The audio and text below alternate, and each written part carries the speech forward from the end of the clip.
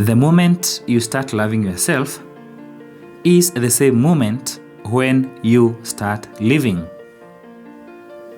We cannot confidently say that you are living if you are not loving yourself. When you talk about loving yourself, we do not by any chance mean being selfish. Not at all. We mean the same loving yourself that you apply when you are loving your neighbor. When Jesus was teaching, he said that you should love your neighbor as you love yourself. And therefore, you cannot be able to love another person if you do not love yourself. If anything, you don't even understand the experience of love if you can't love yourself. It will be equally hard for anyone else to be able to love you, because even when they do, you don't have a personal experience of how it feels to be loved by loving yourself, and therefore comprehending, understanding, and accepting another person to love you will be very difficult. In our world today, many people are not loving themselves adequately. Which are some of the signs that can indicate you are not loving yourself? Number one, harshly judging yourself. Many people today are in the habit of judging themselves in a very hostile manner. They are so hard on themselves, especially on the past mistakes. Nobody is perfect. God alone is perfect. And therefore, making mistakes is part of the game. Making a mistake does not mean you are evil, you are bad, and you are good for nothing. We all make mistakes. And mistakes do differ. There are mistakes which may look small, others may look medium, and others may look very large mistakes. But they are all mistakes. And what do you do when you make a mistake? You correct the mistake. If you need to apologize to yourself or to someone, you make the apology, then you correct the mistake so that you don't repeat the same another time. No matter what mistake you could have done, being so cruel on yourself that you are the worst mother, that you are the worst father, that you are the worst husband or wife, you are the worst child, you are the worst employee, you are the worst employer, you are the worst brother, you are the worst sister, that doesn't help. What could help instead is you accepting you committed a mistake, you correct the mistake, apologize if you have to yourself or to some other people, and ensure you don't repeat the same. Nobody is perfect, remember that. And therefore, you having made a mistake or several mistakes does not qualify you to be so cruel on yourself, since that will be an indicator that you are not loving yourself as you should. So, being so harsh when you're judging yourself on the past, especially mistakes, is an indicator that you are not loving yourself like you should. Number two, encouraging a negative self-talk. In life, we keep having the monologue deep within us. And this monologue is motivated by so many factors in our lives. So you can find like you're having some argument within yourself.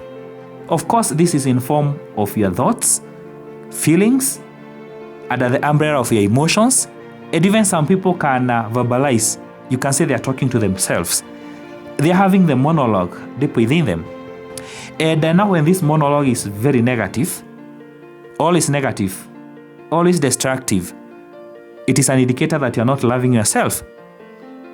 Many people are in the habit of looking back to what has happened, and now they are blaming themselves for everything that happened. Maybe they were not involved in the mess that was there, but they consider themselves to be the cause of the mess. They consider themselves to be the cause of the misfortune in the family, in the relationship, or even in their workplace. They are seeing themselves as if they are not worth at all. And this feeling of not being worth at all is making them build up on thoughts, feelings, and emotions of being very negative on themselves. If they open their mouth to say anything, they won't say anything positive about themselves. They only speak negative. If there is a task they are to undertake, they have already seen themselves as if they have failed even before they have undertaken the task, because the negative talk is taking the better part of them deep within them. If you are this kind of a person, always having negative self-talk deep within you, and you do not discontinue the conversation that you're having with yourself, you encourage it to continue. You amplify it to the best levels that you can, to see how negative you are, to see how bad you are, to see how incapable you are, and to see how worthless you are. That kind of a negative talk deep within you is another indicator that you're falling short of loving yourself. Number 3, settling for less. You see, when you don't love yourself, you don't think you deserve the best. You convince yourself that you deserve the worst. And even sometimes, other people may treat you in a very bad way, and you accept that. Because you think now when you tell them that they are treating you the way they shouldn't treat you, that it might be something you will not be able to handle at the end of the day. You could be in a relationship, and your partner is treating you like a dog, literally like a dog, and you're comfortable with that. They are physically beating you, psychologically abusing you, just treating you in the worst manner. Like you are duster, they are stepping and wiping their mud on you, and you're comfortable with that. You equally treat yourself like that. You feel you don't deserve anything good in this life. You deserve the worst. You deserve the lowest position. You don't deserve to be listened to by anyone. Your opinion does not matter. And therefore, you settle for what is least and you settle for what is worst. Unfortunately, as a human being, you will start being so resentful on everyone, on anything, and even on yourself, because you've been settling for less than you deserve. Your brain knows what you deserve, but you've convinced yourself, you've convinced your brain that you do not deserve the best, you deserve the worst. If this is the situation with you, that you've convinced yourself, and surely you are settling for what is less than what you deserve, either when you're treating yourself or when other people are treating you, it's another indicator that you're falling short of self-love. Number 4, you doubt your potential. Human beings are very potential. Each one of us, we are very potential in so many ways. We might be potential in different ways, but the truth of the matter is that we are so potential. Many people have gone through life never at all accepting that they are very potential. They doubt themselves every hour of the day. Someone could be so qualified even academically in a certain field, but they doubt what they are going to do in that field. They've gone to school, they've been educated, they've sat for exams, they've passed, they have very beautiful certificates, degrees, masters, even PhD.